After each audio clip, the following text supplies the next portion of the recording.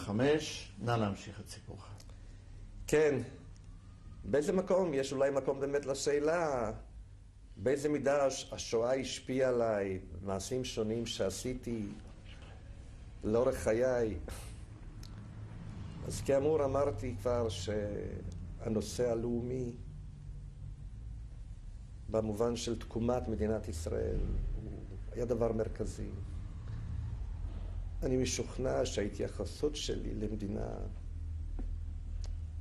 מאוד קשורה בשואה. מאוד מאוד. בעצם לא נראה לי שיש מקום לקיום העם היהודי כעם ונבדל מדת בלי קיומה של מדינת ישראל. יחד עם זאת, אני לא לאומן בשום צורה ואופן, אבל אני גם באיזשהו מקום חש איזושהי גאווה שאחרי 2000 שנה חזרנו והקמנו מדינה. אני אפילו חש גאווה גדולה שחידשנו שפה אחרי כל כך הרבה שנים. דבר שהוא מאוד ייחודי אגב. מאוד מאוד ייחודי. באיזה מידה דברים אחרים השפיעו עליי, ייתכן שמתוך הראייה הזאת הייתה לי הסתכלות מסוימת על החקלאות כנושא מרכזי, כי תמיד האמנתי אגב שלפחות במלחמת השחרור וגם בתוכנית החלוקה הגבולות של הארץ נקבעו על ידי ההתיישבות, בעיקר של התנועה הקיבוצית אבל גם של התנועה המושבית, והדברים האלה שזורים אחד בשני.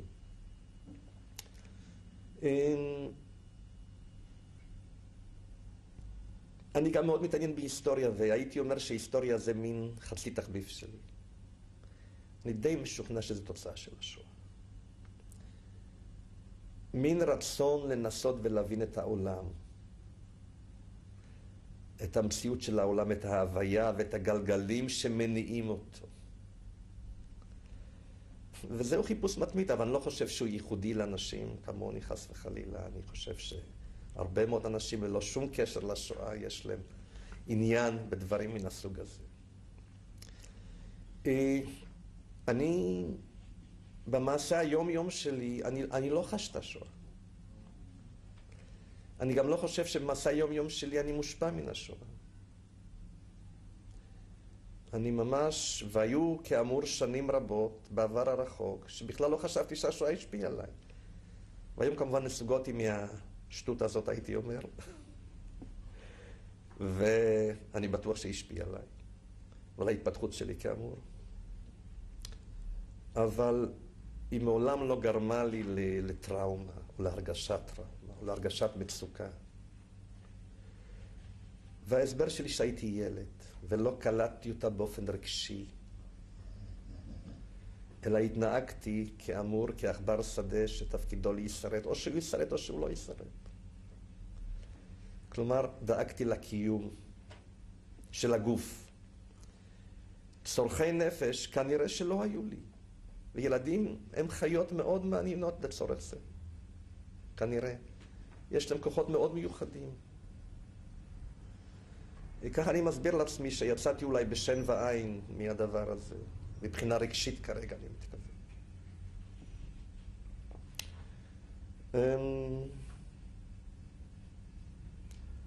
אני חושב שיש לשואה גם מסקנות אוניברסליות. שלא הזכרנו אותם. שבעצם בני אדם ועמים ולאומים ואידיאולוגיות מסוגלים לכל מיני דברים נוראים. ושמשטרים דיקטטוריים, בעיקר, הם עלולים להוות סכנה נוראה גם לעמיהם וגם לעמים אחרים. ישנה אמרה מפורסמת שעוד בהיסטוריה לא היו שני עמים דמוקרטיים שנלחמו זה בזה. והיום אנחנו יודעים שרוב העם הגרמני בשלב זה או אחר תמך בהיטלר. ולא ניכנס עכשיו להיסטוריוזופיה של העם הגרמני ומה שגתה אמר עליו. אבל הסכנה הזו תמיד צפויה, ואני חושב שהשואה צריכה להיות אחד השיעורים לעולם כולו, מה שיכול לחול ולהתרחש. וכאן צריך גם לומר משהו על גזענות בכלל. כי אין שום ספק שהשואה קשורה בגזענות של הנאצים כלפי העם היהודי. לא רק בגזענות, אבל גם בגזענות. גזענות היא אחת המחלות הנוראות, והיא מופיעה כמעט בכל מקום. ובצורה כזאת, כולנו כולל אותנו, חוטאים בה לפעמים, בצורה כזאת או אחרת. קשה מאוד, אבל לפחות חשוב שנשמר ונזהר מגזענות ממוסדת. וזה עוד שיעור אוניברסלי מאוד מאוד חשוב של השואה. מבחינה זאת יש איזשהו תפקיד לעם היהודי, אני חושב.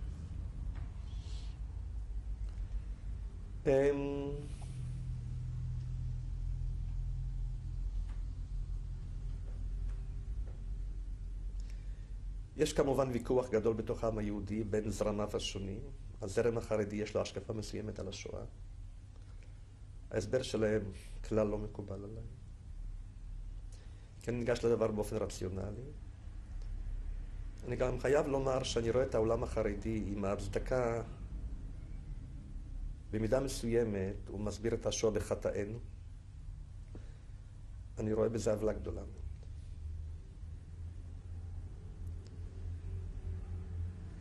יש בזה כמעט, לפעמים, אם זה אצבע אלוקים, אז אנחנו כמעט מנקים בזה את החוטאים הגדולים, שזה המשטר הנאצי שגרם לכך. צריך מאוד מאוד להיזהר מהדבר הזה. פה באמת נקודה שרציתי לשאול אותך. כשדיברנו על השלכות השואה ואתה פירטת פה, האם יש השלכה כלשהי לגבי גישתך לדת? בעצם לא היה לך הזדמנות קודם עוד לפתח כילד את הגישה לדת, אבל בכלל, כיום. אני מגדיר את עצמי היום כלא דתי. הייתי אומר, אני צריך קצת לפרט את זה. האם זה מהסיבה הזאת של הלקח של השואה? יכול להיות, אבל לא בטוח. כיוון שאני רואה את עצמי כאדם רציונלי, יש פה איזשהו ניגוד לדתיות. אבל אני מפרק את הדתיות לשלושה גורמים לפחות. את הנושא התיאולוגי אני בכלל מפרק לשלושה חלקים. הנושא של האלוהות, שפה אני מגדיר את עצמי כאגנוסטיקן, פירושו שאני טוען שאי אפשר לדעת שום דבר על קיום או אי קיום של אלוהים. אבל בלי קשר אם יש אלוהים או אין אלוהים, וגם אם יש, אני לא מאמין שהוא ייחודי לעם היהודי. אני חושב שהוא אוניברסלי. והוא גם של ההודים ושל היפנים ושל הקתולים ושל כל העמים האחרים. ולכן הפולחן שיש לכל דת הוא בחירה ותוצר היסטורי של עם מסוים. ולכן אין קשר ישיר, ואולי בכלל אין קשר, בין הפולחן המסוים של דת מסוימת לבין הנושא של האלוהים, קיומו או אי קיומו. ולכן אפשר להאמין לדעתי באלוהים, בלי לקיים פולחן מסוים. ויש אפילו במקורות שלנו הרבה שאלוהים לא רוצה את המון דברים שקשורים לפולחן. שלא לדבר שלדת גם מתלווים הרבה דברים שהם חטא לדעתי כלפי אלוהים. דברים פרימיטיביים ודי אינפנטיליים לפעמים.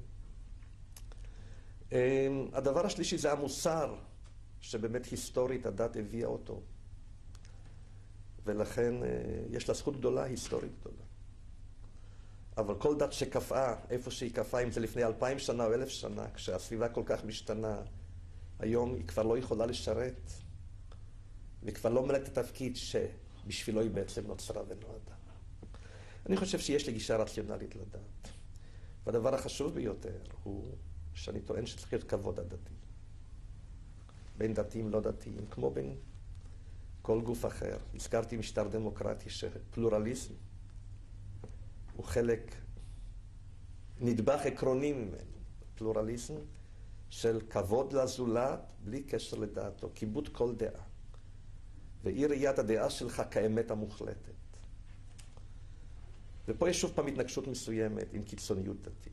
לא עם כל דת, אבל עם קיצוניות. ברשותך עוד שאלה, האם היו או יש השלכות על החיים המשפחתיים, גידול הילדים וכו'?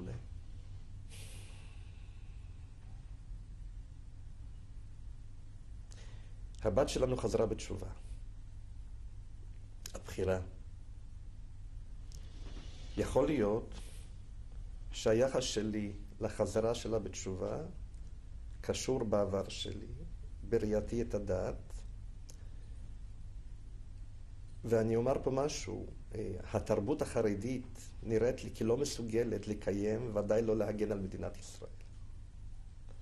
ואם מדינת ישראל יקרה לי מאוד, כמו שאמרתי מקודם, יש לי פה איזשהו מין הרגשה לא נוחה שהתרבות הזאת היא חזרה לתרבות הגלותית. במידה רבה אני חושב שהתרבות הגלותית היא הוליכה אותנו בצורה מסוימת לשואה. יחד עם זאת, אני בפירוש מבין שהמון מהתרבות החרדית נועדה לשרוד, או בפועל, אם אני אגיד בהתפעל, להשריד את העם היהודי בתקופת הגלות. כלומר, הכל נבנה שם, עם כל המילים האלה, לא לדחוק את הקץ, ולא לעלות בחומה, וכל המילים שאנחנו מכירים, הכל כדי לשרוד, ולא לעשות דברים אידיוטיים כמו הציונות פתאום, שלא הייתה לה שום סיכוי. מהפכה ללא כל סיכוי, והם לא הצטרפו לכן אליה. אלא שגם היום, לאחר שהמדינה כבר קמה, הם עדיין מחזיקים בדעה שנוצרה כשהתנאים היו לגמרי שונים ואחרים. ולכן יש לי איזושהי בעיה עם זה שהבת חזרה בתשובה לזרם החרדי. לא הייתה לי שום בעיה אם הייתה חוזרת בתשובה לזרם, נניח הדתי-ציוני, אני חושב כך. אין לי בכלל שום בעיה עם דתיים, בכלל, אני עובד עם דתיים בהרמוניה יוצאת מן הכלל, ואני מאוד מכבד אותם, אין לי בכלל שום בעיה עם זה. יש לי בעיה מסוימת עם התרבות החרדית. אני רוצה פה לומר שאני זוכר את הסבים שלי החרדים בעבר הבא. ומה שאני אומר לגבי החרדים זה רק לגבי המסקנות הפוליטיות כמעט, שיש לחרדיות שלהם על המשמעויות הפוליטיות היום במדינת ישראל. כן, אתה הזכרת אמנם שלא הסתרת דבר ודיברת בגלוי עם הילדים. מה היו התגובות שלהם, מידת ההתעניינות שלהם, של אשתך, של הילדים, ממה שעבר עליך? הם כולם מאוד מתעניינים. הם כולם רצו שניסע לפולין. עכשיו נסענו בספטמבר שנה זאת. אני עצמי הייתי ב-76 כאמור. הבן שלנו יזם את עץ המשפחה ואת ההתכנסות המשפחתית. הבן במיוחד, הייתי כמעט אומר, לוחץ עליי שאני אעשה משהו בהקשר לשואה. אכתוב, אסביר, כל מיני דברים. הוא מרגיש כאילו שזאת היא חובתי.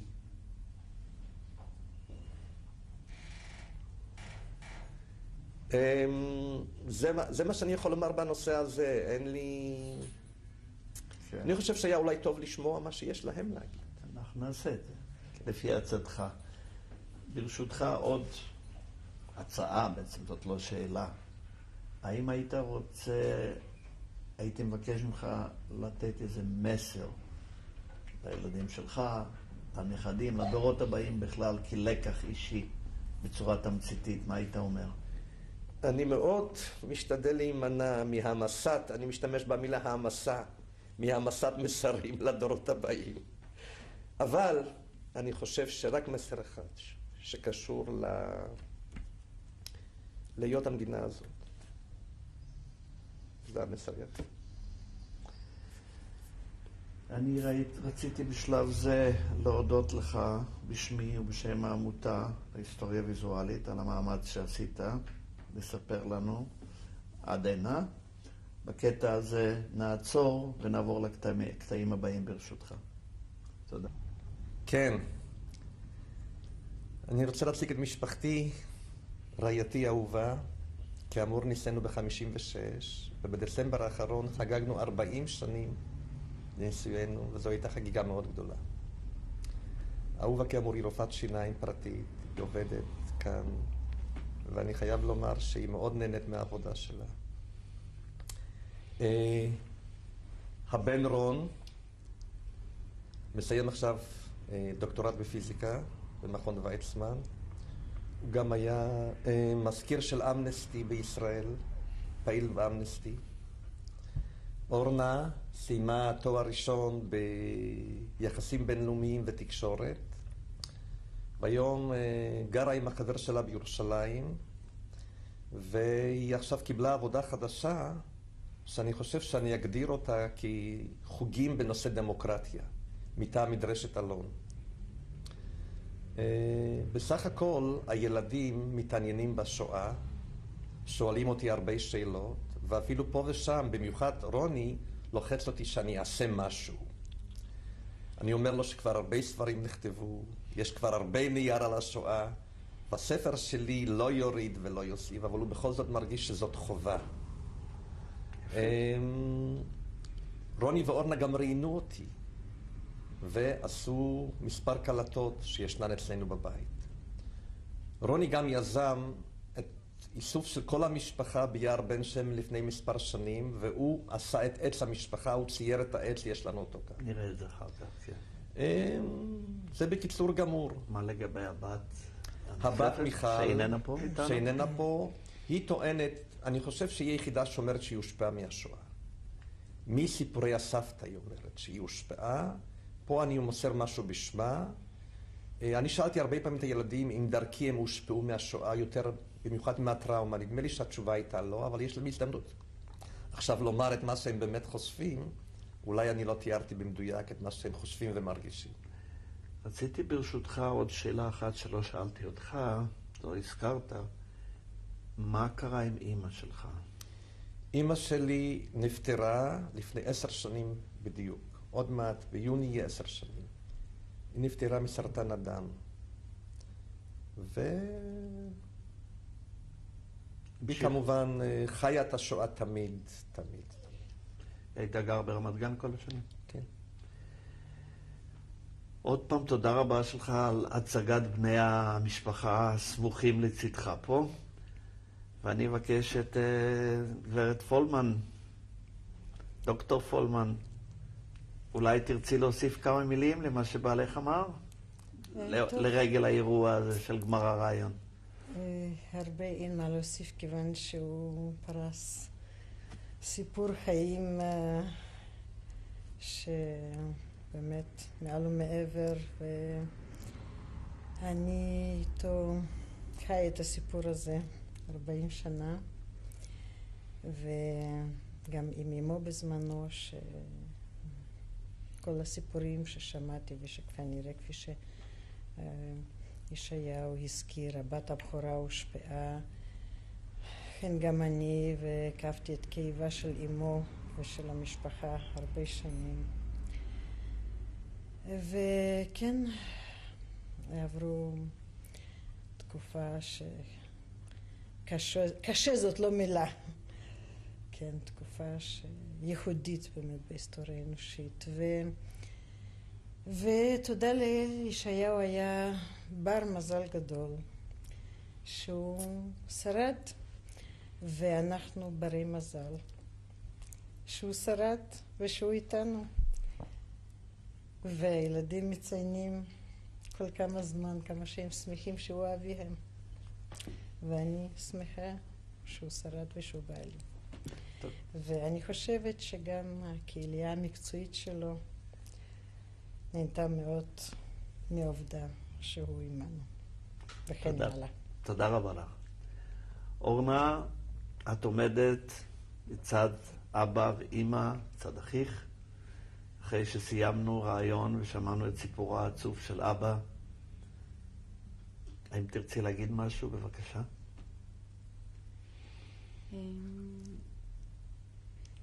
אולי אני אתחיל ואומר שבאמת לא יכולה לומר שאני דור שני טיפוסי. לא, אני חושבת שהרבה דברים שאני אומר גם רוני יסכים איתם, אם לא אז הוא יאמר אחר כך, אבל בסך הכל אני חושבת שלא הייתה בבית אווירה של לגדול בצל השואה. מה שכמובן היה מאוד שונה ברגע שנכנסים היו בבית של סבתי, ששם מיד הורגש. אם כי גם בתור ילדה זה זכור לי בצורה לא מסודרת, ואנחנו הילדים היינו פורשים מן השולחן כשסבא היה פוצח בסיפורים קשים, או כשסבתא הייתה, פתאום היינו מוצאים תמונה של שלמה והיא הייתה רצה לבכות. אז אני חושבת שאבא שלי ציין שהוא אף פעם לא סירב לענות על שאלות, וזה נכון, אבל צריך גם לציין שהוא אף פעם לא מיוזמתו בא ודיבר איתנו על הנושא. עם השנים, ככל שחלפו השנים, העניין שלנו גבר והלך. לי אישית לקח המון זמן בכלל לקלוט במה דברים אמורים, וקיבלנו תשובות. השיא כמובן של הקליטה של מה היה בטיול, מה שנקרא טיול שורשים שעשינו, ואז באמת כל כובד, כל הדברים הקטנים מהשנים הקודמות שסופרו כשביקשנו, אז ככה נאספו פתאום כמעט לכלל קליטה, אם כי אני עדיין לא יכולה להגיד שאני מסוגלת לקלוט את הדבר הזה. לגבי ההשפעה עלינו, אני חושבת שכאדם אני הושפעתי מזה מהניסיון להבין או לקלוט שבני אדם מסוגלים, שמסוגל לקרוא כזה דבר. אני חושבת שזה הפך את כל האנשים כאן וגם רבים אחרים לרגישים, אולי כלפי זכויות של אנשים, כלפי כל אדם עולם. כל אדם מגיע לו איזשהו מינימום של זכויות, לא משנה מאיפה הוא ומה הוא ומי הוא. בתור יהודייה שחיה בעידן הלאומיות, אני חושבת שזה הפך אותי אני יודעת לקרוא לזה פטריוטית. זה הפך אותי לאדם שחשוב לו שתהיה כאן מדינה לעם הזה, שחשוב לו שהמדינה הזאת תנהג לפי ערכים שלא לפי אותם ערכים נהגו כלפינו לאורך השנים. זהו, אני חושבת שיש עוד הרבה מאוד השפעות, אבל בגדול. תודה, אורנה. רוני, רצית להשלים? להוסיף משהו? אני אוסיף משהו קטן. כן, בבקשה. קודם כל, בוודאי שאני מסכים עם כל מילה שאחותי, שאני מאוד אוהבת אותה, אמרה. אני לא יודעת כמה השואה באמת הייתה חלק דומיננטי בחינוך שלנו, בוודאי לא בצורה גלויה, אבל חשוב לי כן להזכיר שני דברים שהיו תוצר סופי של החינוך, ואורנה כבר הזכירה חלק מזה. אחד, זה הצורך בכך שתהיה יכולת להגנה עצמית של פרט ושל לאום, של קבוצה. ומצד שני באמת גדלנו על הרבה אהבה, לא רק בתוך המשפחה, אלא גם היכולת לתת אהבה ולהרגיש בכאבו של אחר, רחוק, לא רק בעם שלנו, אלא באשר הוא. ואני חושב שכולנו היום טבולים בזה, ואני חושב שהילדים על העניין הזה רק יכולים להודות להורים. תודה רבה. רוני, על ההשלמה, בבקשה, אורנה. יש עוד משהו שאני רוצה להוסיף, שבטיול שערכנו בפולין, פתאום צץ לי איזה משפט בראש, אולי שהדימוי שלו הוא מטרגדיות יווניות, אבל פתאום כשהבנתי במה דברים אמורים עוד יותר מקודם, כשראיתי את זה מול עיניי, שזה היה מוחשי, אז לא הבנתי איך אדם כמו אבא שלי יכול להיות כל כך חזק וכל כך חיובי, ואמרתי לעצמי שאחרי כזאת טרגדיה, השפיות של אבא שלי זה הקתרזיס. ובמישור הלאומי, אחרי כזאת טרגדיה, מדינת ישראל זה הקתרזיס של העם היהודי. וככה אולי. תודה אורנה, תודה. ואני רוצה להוסיף לזה, אם אפשר, בהקשר לבאמת הסיור שלנו בפולין, הסיור, ביקור, אני לא יודעת איך להגדיר את זה, ביקור שורשים הזה במקום הנורא הזה. אנחנו כולנו הרגשנו גאווה אדירה כשלפתע בין כל הערובות של המשריפות האלה והברקים האלה וגדרי התיל המחושמלים לשעבר, תודה לאל, ראינו קבוצה של נוער ישראלי עם הדגלים, עם דגלי הלאום, מתנופפים ברמה. אנחנו פשוט כולנו הרגשנו רעדה, הרגשנו צמרמורת ואושר וגאווה.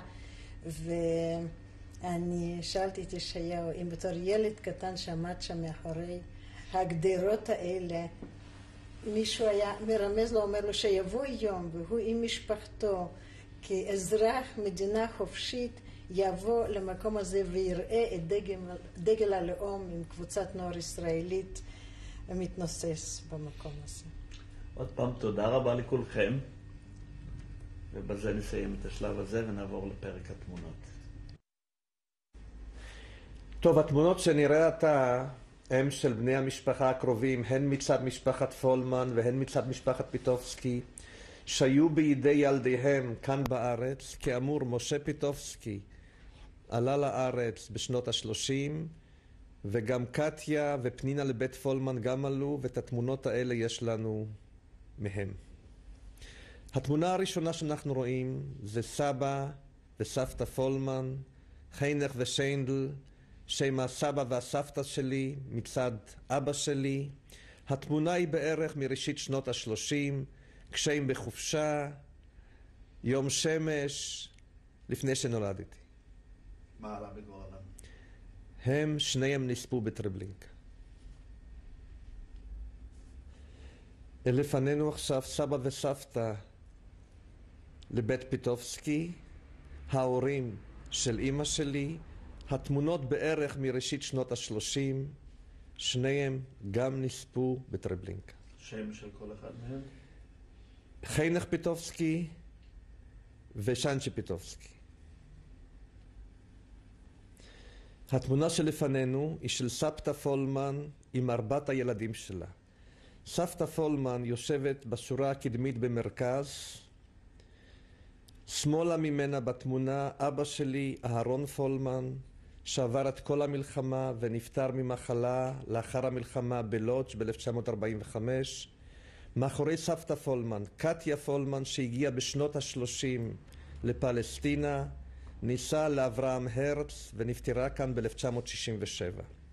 מימינה מוטל פולמן, האבא של זאב הרץ. מוטל היה איתי בשואה כל הדרך בבליז'ין ובאושוויץ. באושוויץ יום אחד באתי לצריף שלו ולא מצאתי אותו. יושבת לפני מוטל פנינה לבית פולמן, שניסה בארץ, למוניק משה לבבי. היא עדיין חיה, היא היחידה שחיה מהמשפחה הזאת. היא היום גברת מאוד נכבדה ומאוד צלולה, כמובן כבר לא צעירה. בתמונה הזו אנחנו רואים את הוריי ואני, מצד ימין אבא שלי, אני באמצע, מצד שמאל אמא שלי. אבי כאמור נפטר לאחר המלחמה, לאחר שבר את כל תלאותיה, ואמי נפטרה בשיבה טובה ברמת גן ב-1987. בתמונה אנו רואים את שלוימלה אחי, שכאמור נולד ב-38, כאן הוא בערך בין 3-4, נספה בטרבלינקה בגירוש הגדול ב-1942. בתמונה הזו אנחנו רואים 5 מתוך 7 הילדים לבית פיטובסקי. בשורה הראשונה מלפנים מימין משה פיטובסקי, שעלה לארץ בשנות ה-30 ונפטר כאן לפני כ10 שנים. משמאלו יואל פיטובסקי, ייבדל לחיים ארוכים. הוא ברח בראשית המלחמה לרוסיה, והוא חי. משמאל ליואל יוכבד פיטובסקי, שהיגרה לפריז, ניסה בפריז, ונשלחה מצרפת לאושוויץ יחד עם בעלה, לידה שלושת ילדיה. בשורה מאחור משמאל גרשון פיטובסקי, האח של אמא, הוא מת בבוכנוולד ממש בסוף המלחמה, מהרעלת מזון, לאחר שעבר את כל תלאות המלחמה. פשוט מערכת העיכול שלו לא יכלה לעמוד כנראה במזון שהוא קיבל מהצבא האמריקאי. מימינו אמא שלי ומימינה אבא שלי. בתמונה בכיסא נוח יושבת סבתא לבית פיטובסקי, אני לידה, ומאחור בימין אנג'ה חנה, שהייתה האמא של זאב הרץ, מאחורי סבתא גרשון, ומשמאלו אמא שלי. כשהם בחופש, בנופש, בסוליוף. מה קרה עם האמא של זאב? האמא של זאב נספתה ברטבלינקה. בתמונה אני בתלבושת פורי מנייר בגטו של פיוטרקוב. איזו שנה זה היה? אני מעריך שזה שנת 41.